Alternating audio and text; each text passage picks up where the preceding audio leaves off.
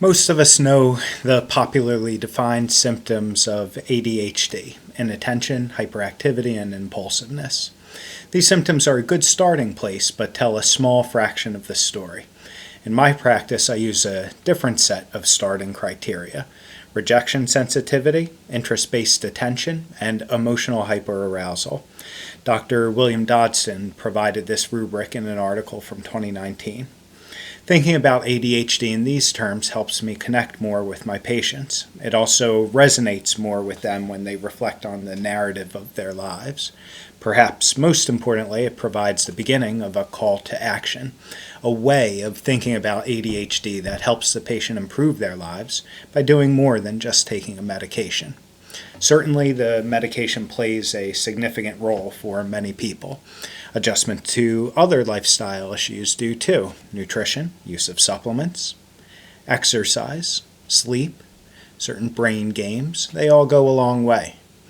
But most of the people who come into my office want more than this. They want an even more 360-degree approach.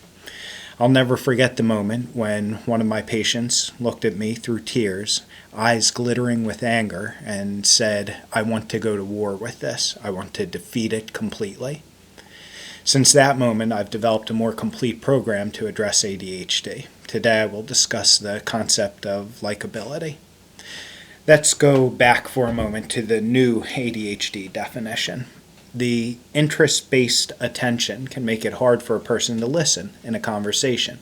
It can also make it hard to pick up on nonverbal cues, the social subtleties, the subtext of a conversation. The emotional hyperarousal can lead to blurting out of turn or having such strong emotional reactions that it becomes too hard to stay in a constructive conversation. Then, boom, the rejection sensitivity kicks in.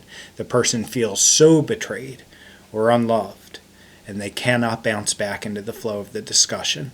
Another social opportunity lost. Depressing, right? Imagine if this was a common outcome of your interpersonal interactions. You're just starting to get a sense of how destructive untreated ADHD can be. It is not just an academic issue. So, how do I begin to address this with people? First, they have to buy into the idea that they can grow, that there are such things as social skills. I'll say, do you know that guy who everyone seems to like at a party? Or that girl that everyone knows and gets along with at work? Then I ask if they believe that there can be more happening in a conversation than a simple transcript of the conversation would show. I usually give the example of picking up on the fact that someone's bluffing in poker. You can tell without even knowing their cards. I'll have them do reflections on likability. What makes you likable? What do people say about your personal strengths? Then, the more unpleasant question: what makes you less likable? Where do you get in trouble socially? I'll tell them that no one likes to think about social interactions as an economic exchange, but that unconsciously people do know when the social scales tip out of balance. You're extra, the kids say nowadays. When I was young, it was high maintenance. My parents would have said a person was just too much. However, when a person is more likable, others are more willing to tolerate some of the imbalance. Extra becomes fun and quirky. Too much becomes absent-minded but brilliant.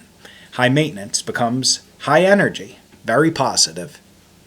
So, what traits do we work on? In my experience, the traits with the highest ROI, or return on investment, are reliability, return calls, return text, show up. Truthfulness. Be honest. It makes people feel valued, but number 2 relates to number 3. Kindness. Will your comment make a person feel good or bad? Is there a way that you can say it that would make a truthful comment kind? Be cheerful. Smile more. Laugh. Find humor. Make a joke. I hope this was helpful. My goal is to educate and hopefully improve someone's life. If you enjoyed this video, please hit that like button and subscribe and share it with someone. I'll be back on Monday with a new